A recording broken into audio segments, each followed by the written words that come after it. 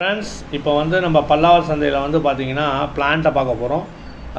உங்களுக்கு வீட்டுக்கு தேவையான பிளான்ட்ஸ்லாம், அந்த மீன்ஸ் செடி எல்லாத்தையும் பார்க்க போகிறோம். வாங்க போகலாம். இந்த செடிலாம் வந்து பார்த்திங்கன்னா மோஸ்ட்லி வந்து ரொம்ப சீப்பாக கிடைக்குது. இப்போ இங்கே ரோஸ்லாம் எடுத்துக்கிட்டிங்கன்னா ரோஸ் ரொம்ப வந்து பார்த்திங்கன்னா ரொம்ப ரேட் ரொம்ப கம்மி கிடைக்குது.